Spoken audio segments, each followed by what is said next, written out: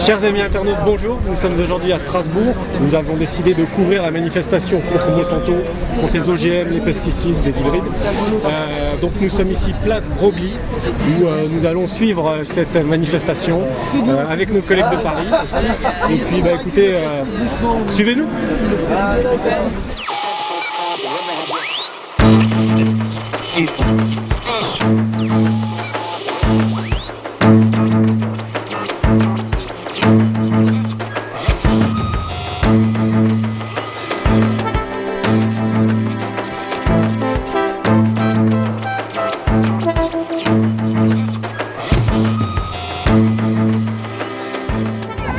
Bonjour.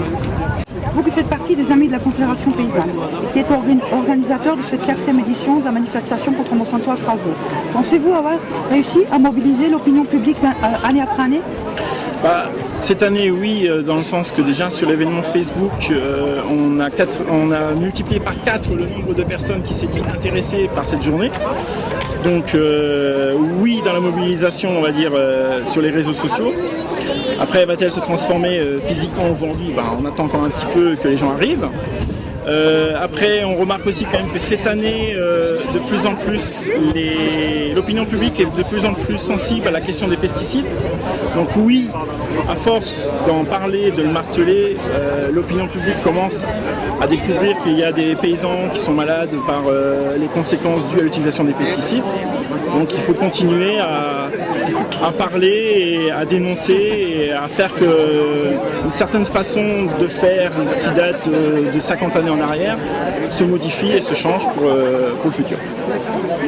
Alors qui dit OGM dit présence de pesticides. Nous avons maintenant suffisamment de recul et de preuves que le Roundup de Monsanto est nocif pour les cellules humaines. Pourquoi les malades dans les hôpitaux et les personnes âgées dans les maisons de retraite continuent d'être nourris avec des produits issus d'OGM ou traités aux pesticides ? C'est une très bonne question. Je pense qu'il y a toujours là, on est toujours dans cette question de sensibilisation des collectivités et des hôpitaux. Justement, comment on peut dire ça ? Pour changer déjà la façon de faire de l'agriculture, donc en soutenant l'agriculture bio, ça serait bien que dans les cantines et dans les restaurations des hôpitaux, on aille vers du 100% bio. Donc à ce moment-là, on soutiendrait une façon de refaire de l'agriculture d'antan et qui serait une meilleure façon de contrer ces entreprises comme Monsanto qui vendent clés leurs semences OGM et derrière les produits pour traiter, donc comme on a parlé, les pesticides. Donc c'est par une prise de conscience des collectivités, autant donc dans les hôpitaux que dans les cantines scolaires, c'est aussi important de passer à 200% bio, et à ce moment-là, ça serait une façon de changer.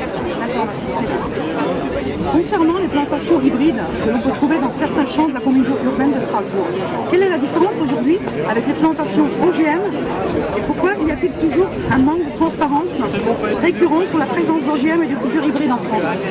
Justement, c'est encore une fois une bonne question. La problématique des hybrides, c'est que c'est un croisement de 2 plantes, pas forcément OGM. Donc effectivement, la législation elle n'est pas forcément adaptée à la question des hybrides. En France, on a une législation qui est quand même qui bloque, on va dire, l'utilisation de semences OGM. Malgré tout, sur la partie hybride, c'est très difficile. Et je pense qu'effectivement, il y a encore à creuser sur cette question. Les faucheurs volontaires, par exemple, ils sont axés sur les OGM, mais on ne se pose peut-être pas suffisamment de questions, on n'a peut-être pas suffisamment aussi de recul sur ce que c'est les hybrides et quelles seraient les conséquences éventuelles sur notre santé. En 2007, Christine Lagarde, ancienne avocate de Becker à McKinsey, qui a notamment défendu la firme Monsanto, a autorisé la présence de 0,9% d'OGM dans l'agriculture bio. Aujourd'hui, en 2015, où en est ce taux ? Va-t-il augmenter ou va-t-il augmenter dans les années à venir ? Pour le moment, on est toujours sur ce taux de 0,9. Il n'y a pas de... à ma connaissance, il n'y a pas de de travail pour modifier et augmenter encore la dose qui est déjà trop élevée, on va dire, par rapport à ce qui est proposé.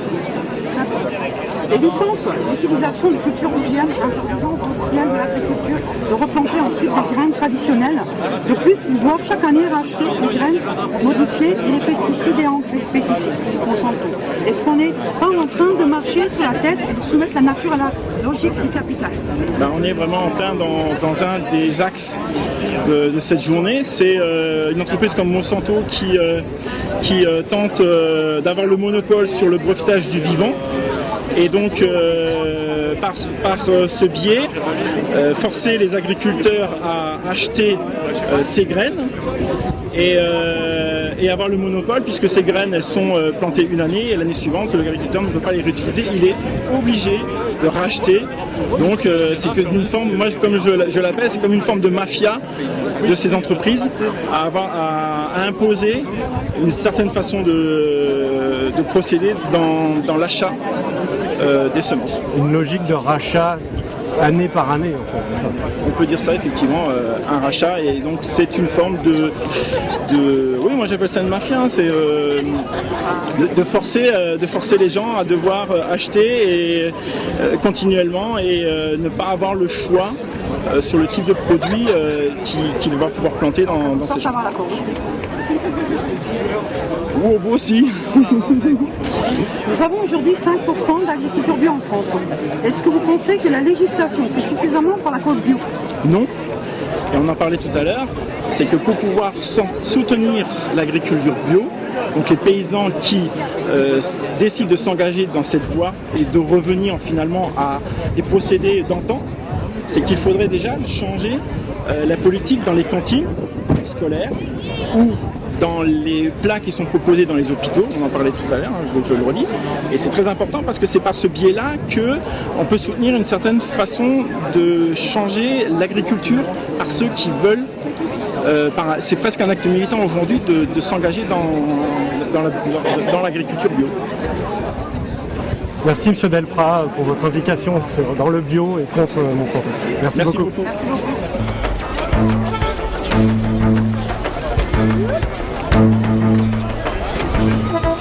Nous voici devant le Palais des droits de l'homme où je vais interviewer Vincent. Donc Vincent, bonjour. Donc vous faites partie de cette manif. Présentez-vous brièvement. Alors très rapidement, donc moi je suis objecteur de croissance, militant pour la décroissance, et je suis en train de m'installer comme maraîcher bio, agriculteur bio, paysan bio. Je suis pas encore, mais je serai à la Confédération paysanne, et j'ai une grande sensibilité pour tout ce qui touche à la nature et aussi à l'humain. C'est-à-dire que je ne mets pas l'un sans l'autre, on vit dans la nature et l'écosystème, c'est grâce à lui qu'on vit. Et du coup, la politique actuelle en termes d'agriculture nous conduit droit dans le mur, et elle est fortement encouragée par les multinationales de la semence, du matériel, etc. Alors vous avez une petite expérience politique. Hein, Ouais, j'étais candidat sur une liste pour les élections européennes en 2009, sur la liste Europe des croissances Est. Et également, là, j'étais sur une liste pour les municipales à Metz, dernièrement, de gauche radicale. D'accord. Donc, pour vous, commencer cette manif au pied du Parlement européen et là, justement, au niveau du Palais des droits de l'homme, est-ce que ça a un symbole particulier pour vous? Vis-à-vis du TAFTA, par exemple, ou de divers traités qui risquent d'un petit peu accroître, justement Alors, plusieurs choses. Je me réjouis qu'on soit assez nombreux. Quand je suis arrivé, j'avais un peu peur en voyant le nombre de personnes présentes. Et finalement, c'est plutôt rassurant. Après, le fait qu'on fasse ça au pied du Parlement européen, je ne suis pas sûr que c'est ça qui fera que les parlementaires nous écouteront, encore moins que la Commission nous écoutera, sachant que la Commission prend des décisions sans passer par le Parlement, notamment sur le traité TAFTA, ou sur d'autres d'ailleurs, et c'est pas le seul. Voilà, donc je suis pas sûr que ça aura une influence directe, notamment sur la réforme de la PAC qui vient de passer et qui est complètement inique, quoi, qui continue dans l'agriculture productiviste et qui cherche pas, au contraire, à remettre l'humain au centre des choses à sortir les agriculteurs, quels qu'ils soient, hein, pas que les bio, pas que ceux de la Confédération paysanne, du système d'endettement qui s'auto-nourrit et qui nous mène droit dans le mur, quoi. Alors le fait qu'on ait 5% d'agriculture bio en France aujourd'hui, qu'est-ce que ça évoque pour vous? Est-ce que le législateur pourrait faire un petit peu plus? Qu'est-ce que vous en pensez? Alors, déjà, j'ai envie de dire qu'il y a bio et bio. Parce que quand on trouve du bio en supermarché, c'est pas le même bio qu'on achète directement chez le producteur. Pour que ce soit en supermarché, il y a le système des marges arrière, déjà, qui est un gros problème. C'est-à-dire que les producteurs doivent payer en amont pour que leurs produits soient déjà mis en rayon. C'est-à-dire que c'est eux qui payent pour vendre leurs produits, ce qui est déjà un peu absurde. Et qui met la pression sur les producteurs et qui, du coup, vendent leurs produits à vil prix. Et dans le même temps, l'industrie liée à l'agriculture, donc aussi bien celle du machinisme que des produits et tout ça, encourage une forme d'agriculture qui est de plus en plus productiviste, même en bio. C'est-à-dire qu'on a une bio-business actuellement qui cultive sur des grandes surfaces en défonçant les sols, qui l'étudie de la même manière que les champs cultivés en chimique, sans la chimie. D'autant que la charte européenne actuellement de l'agriculture bio, qui remplace toutes les chartes nationales, on voit encore le logo AB mais qui n'a plus de valeur juridique. Il est remplacé par la feuille européenne avec les petites étoiles. Cette charte est beaucoup plus laxiste que la charte qu'on avait actuellement AB, qui était une des plus strictes en Europe, mais qui n'avait déjà pas de clause sociale. C'est-à-dire qu'on peut exploiter de la main-d'œuvre qui vient d'ailleurs. C'est un peu le poids des lobbies de Bruxelles, notamment on avait vu avec Christine Lagarde qui en 2007 avait fait passer le taux à 0,9% d'OGM potentiellement dans de l'agriculture bio. Voilà, c'est un petit peu ça, c'est le fait qu'aujourd'hui les lobbies ont une puissance surdimensionnée par rapport aux paysans, par rapport à une agriculture raisonnée. Alors, je suis très allergique au terme d'agriculture raisonnée, qui a été inventé par l'UIPP, l'Union interprofessionnelle des producteurs de phytosanitaires, comme ils disent, de poison. Phytosanitaire, c'est un joli mot pour bien faire passer la pilule. Donc en gros, c'est les vendeurs de pesticides qui ont inventé l'agriculture raisonnée pour faire passer cette agriculture pour écolo, pour propre.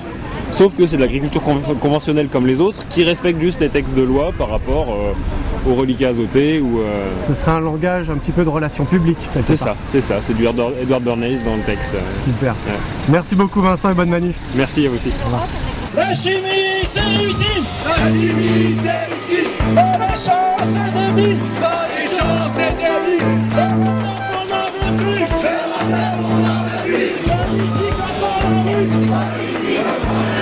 Pour ces personnes, je vais vous demander 1 minute de silence.